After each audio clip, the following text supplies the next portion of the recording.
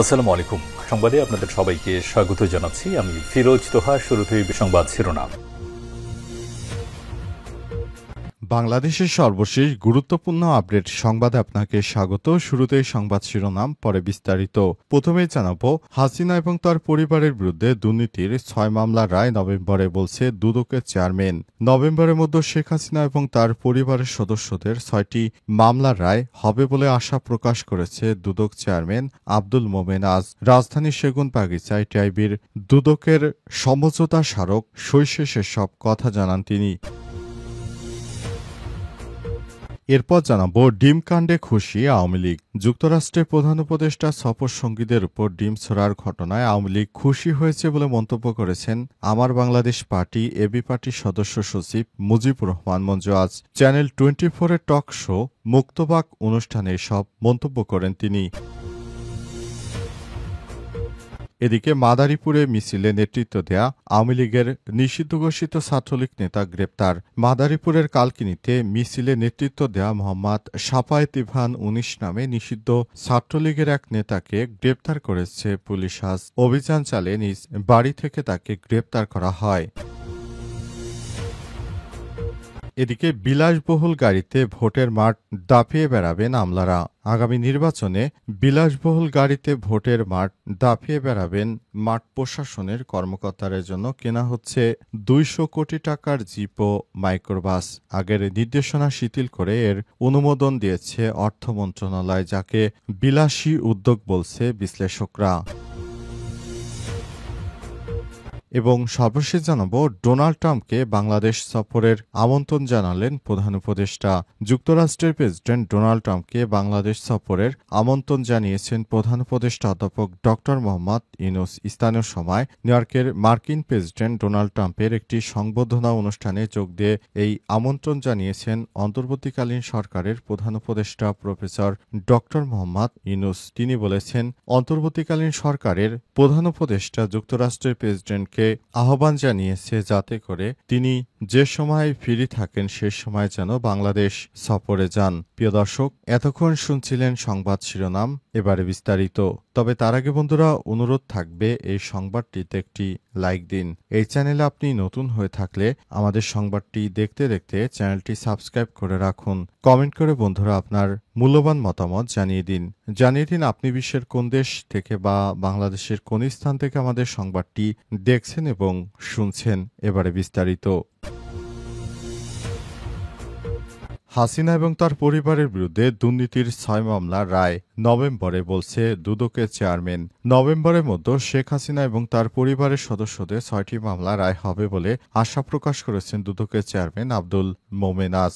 রাজধানীর সেগুনবাগিচায় টিআইবি ও দুদকের সমঝোতা স্মারক সই শেষে সব কথা জানান তিনি। টিআইবির নির্বাহী পরিচালক ইফতেখারুজ্জামান জানান, দুদক সংস্কার প্রস্তাব নিয়ে রাজনৈতিক দলগুলো একমত। প্রায় বাস্তবায়ন নির্ভর করছে সরকারের উপর। দুর্নীতি বিরোধী দুর্নীতি দমন কমিশনের সঙ্গে ৫ বছরের জন্য সমঝোতা স্মারক সই করে ট্রান্সপারেন্সি ইন্টারন্যাশনাল বাংলাদেশ।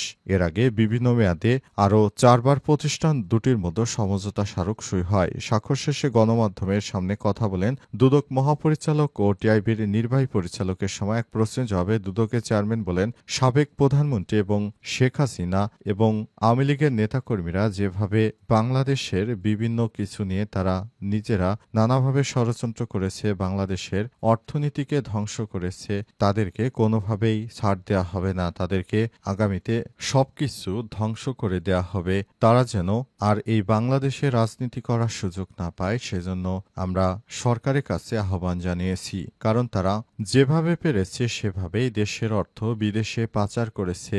এসব অর্থগুলো সরকার চেষ্টা করছে বিদেশ থেকে ফেরত আনার জন্য। অন্তর্বর্তীকালীন সরকারের প্রধান উপদেষ্টাকে আমরা ধন্যবাদ জানাই। তিনি ইতিমধ্যে ওয়ার্ল্ড ব্যাংকের সঙ্গে কথা বলেছেন যাতে বিদেশে পাচার হওয়া টাকাগুলো আবার দেশে ফেরত আনা যায়, সেজন্য সরকারের পক্ষ থেকে চেষ্টা করা হচ্ছে। ডিমকাণ্ডে খুশি আওয়ামী লীগ। যুক্তরাষ্ট্রে প্রধান উপদেষ্টা সফর সঙ্গীদের উপর ডিম ছোড়ার ঘটনায় আওয়ামী লীগ খুশি হয়েছে বলে মন্তব্য করেছে আমার বাংলাদেশ পার্টি এবি পার্টির সদস্য সচিব মুজিবুর রহমান মঞ্জু। আজ চ্যানেল 24-এর টক শোতে মুক্তবাক অনুষ্ঠানে সব মন্তব্য করেন তিনি। মুজিবুর রহমান মঞ্জু বলেন, আওয়ামী লীগের খাসিলত এমনই, তারা জঘন্য কাজকর্ম করে। তাদেরকে আপনারা দেখতে পেয়েছেন, বিগত সময়েও তারা এমনইভাবে কিছু কাজকর্ম করে থাকে যেগুলো খুবই দুঃখজনক ব্যাপার হলেও সত্য। তারা বাংলাদেশটাকে এমনভাবে দেখাতে চেষ্টা করে যে আওয়ামী লীগ নাই বলে এদেশটা হয়তো ভালোভাবেই চলছে না। মুজিবুর রহমান মঞ্জু বলেন, আওয়ামী লীগ খুব খুশি, তারা রাজনৈতিক নেতাদের উপর ডিম ছুঁড়েছে, অপমান করেছে, কিন্তু তারা বুঝে না দিন শেষে বাংলাদেশের মানুষ আওয়ামী লীগকে যে চরিত্রে দেখেছে এখনো সেই একই চরিত্রে দেখছে। এরা দেশের সন্ত্রাসী, এদের রুখে দিতে হবে বলে জানান তিনি। তিনি আরো বলেন, আমরা চাই আওয়ামী লীগের দলীয়ভাবে তাদের বিচারের আওতায় আনতে হবে, তা না হলে তারা বিদেশে এনসিপির নেতাকর্মীদের উপর যে সন্ত্রাসী কর্মকাণ্ড ঘটিয়েছে এটা দায় কোনোভাবে আওয়ামী লীগ ও শেখ হাসিনা এড়াতে পারে না। শেখ হাসিনার নেতাকর্মীরা এতটা জঘন্য কাজ করে ইতিহাসে আর কোনো রাজনৈতিক দল এতটা বিশ্রী কর্মকাণ্ড করতে পারে না। এই ধরনের কর্মকাণ্ড যারা করেছে তাদেরকে বাংলাদেশের মানুষ কখনো ক্ষমা করবে না, কারণ বিশৃঙ্খল পরিস্থিতির জন্য এই আওয়ামী লীগই সম্পূর্ণরূপে দায়ী। মাদারীপুরে মিছিলে নেতৃত্ব দেয়া নিষিদ্ধ ঘোষিত ছাত্রলীগ নেতা গ্রেপ্তার। মাদারীপুরের কালকিনিতে মিছিলে নেতৃত্ব দেয়া মোহাম্মদ সাফায়েত ইভান ১৯ নামে নিষিদ্ধ ঘোষিত ছাত্রলীগের এক নেতাকে গ্রেপ্তার করেছে পুলিশ। আজ সন্ধ্যায় অভিযান চালিয়ে তাকে নিজ বাড়ি থেকে গ্রেপ্তার করা হয়। গ্রেপ্তারকৃত ইভান উপজেলার সাহেবরামপুর ইউনিয়নের নতুন আন্ডারচর গ্রামের আব্দুল হান্নানের ছেলে এবং একই উপজেলার সাহেবরামপুর কবি নজরুল ইসলাম কলেজের সাবেক ছাত্রলীগের সক্রিয় সদস্য। পুলিশ জানায়, সন্ধ্যায় কালকিনি থানার ওসি একেএম সোলরানার নেতৃত্বে অভিযান চালিয়ে পলাতক অবস্থায় ওই ছাত্রলীগ নেতাকে গ্রেপ্তার করা হয়। তার বিরুদ্ধে সন্ত্রাসবিরোধী আইনে একটি মামলা দিয়ে তাকে আদালতের মাধ্যমে জেল হাজতে প্রেরণ করা হয়েছে। কালকিনি থানার ওসি একেএম সোলরানা জানান, গ্রেপ্তারকৃত ছাত্রলীগ নেতা সাফায়েত ইভানের নেতৃত্বে রাতে একটি মিছিল বের করার পর তিনি পালিয়ে যান। ওই ঘটনার পর অভিযান চালিয়ে তার নিজ এলাকা থেকে তাকে আটক করা হয়। তিনি আরও জানান, গ্রেপ্তারকৃত ইভানের বিরুদ্ধে সন্ত্রাস বিরোধী আইনে একটি মামলা দিয়ে তাকে আদালতের মাধ্যমে জেল হাজতে প্রেরণ করা হয়েছে। এই ঘটনার পরই যারা নিষিদ্ধ সংগঠনের নেতাকর্মী রয়েছেন তাদেরকে আটক করতে পুলিশ আগের থেকে আরও বেশি সক্রিয় হয়েছে। পুলিশ জানিয়েছে, যারা নিষিদ্ধ ঘোষিত সংগঠনের সদস্য রয়েছেন এবং যারা দেশজুড়ে বিভিন্ন জায়গায় বিশৃঙ্খল পরিস্থিতি তৈরি করতে চান তাদেরকে আটক করে তারপর শাস্তি দেয়া হবে। বিলাসবহুল গাড়িতে ভোটের মাঠ দাপিয়ে বেড়াবেন আমলারা।